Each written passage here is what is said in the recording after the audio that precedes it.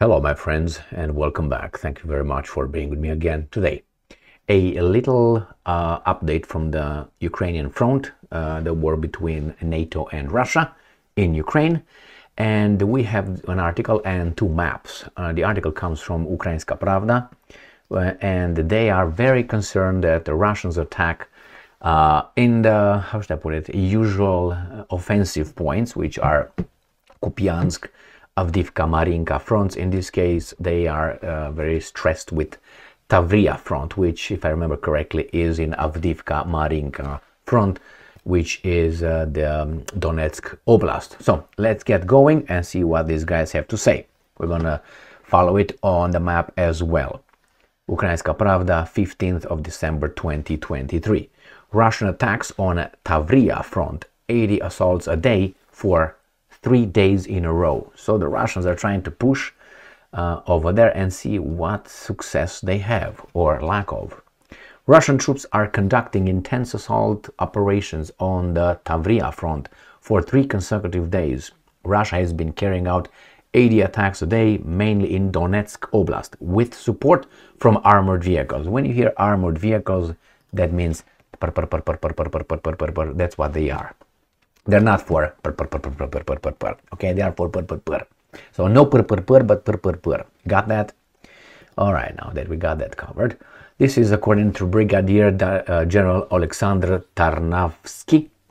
This is that bad dude, that bad-looking dude, commander of the Tavria Operation Strategic Group on Telegram. And I'm quoting, "The occupiers are not reducing the number of combat clashes in the operating zone of Tavria OSG.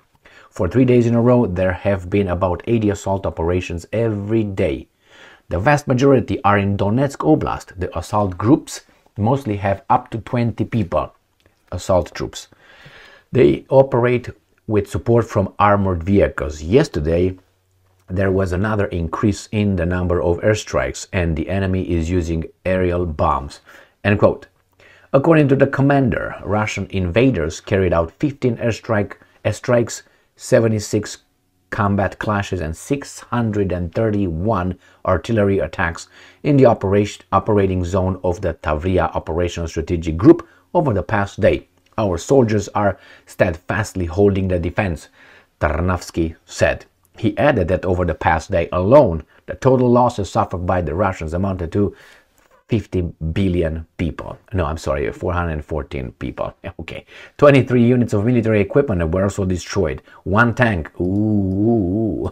It was a T-34 from the Second World War. Stalin tank. 10 armored personnel carriers, 2 artillery systems, 3 ATGMs, 1 UAV, 4 vehicles, 2 units of special equipment, and 2 ammunition depots. Another 20 pieces of Russian equipment were damaged. Oh la la. So let's go over the map. So we got this one, but these guys are bad because it's weekend, and the Russians, when it's weekend, they don't work. So this one from 14, but I'm going to show you on the map what these guys were talking about. We're talking about this area right here. This is the Tavria front, in this area where you have Zaporozhye here, and this is the Donetsk Oblast, and here's Zaporozhye, and then Kherson. I'm sorry, Kharkiv or Kharkov. So here is Avdiivka, which this map doesn't, I don't know why these guys don't update this right here, this part right here, which I will show you another map, which is a better map right here, and this is from International. This is supposedly the leading international poop. So these are more accurate, actually, than even the Russians. You're going to see this part right here conquered by the Russians, and this angles, becoming smaller and smaller until they get encircled. So let's go back to this and see. This is from the 15th. Let's go to Tavria front, which is right here where these guys have this little thing. So here is Avdiivka, and as I said, and I mentioned before, you see this, how they reach this railway tracks and the main route for supplies, this one, whereas the other ones did not show this for a week already, and these guys, where are they? For a week they show this here. So these guys are advancing here, at least pushing this way to cut them off. This becomes already like dead end for the Ukrainians. And then in Marinka, which is south right here. It's already conquered. Marinka, all that has Marinka is this little neighborhood.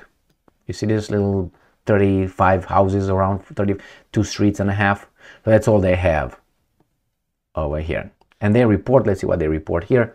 Damage in Kurkove as a result of shelling. That's right here. So they try to destroy this so they don't get supplies, basically. That's what's going on in this little town. So they don't get supplies in the in Marinka front. Not even these guys state anything extraordinary in the Tavria. It's just that these guys are scared, or at least they report something is going on. Well, something is going on, obviously, but we'll find out what happens today. We're going to find out in a week or a week and a half. Usually that's how the Ukrainians operate. The Russians are a little bit faster, maybe 2-3 days. And these guys in the West, it depends when the Ukrainians report. If the Ukrainians report, if something happens here, they are sometimes faster, always actually faster than the Ukrainians. But I think they get the signal, yeah, you can report it right now. And then we're going to report it so you can make the money. By what? By being the first ones breaking the news. That's how it goes.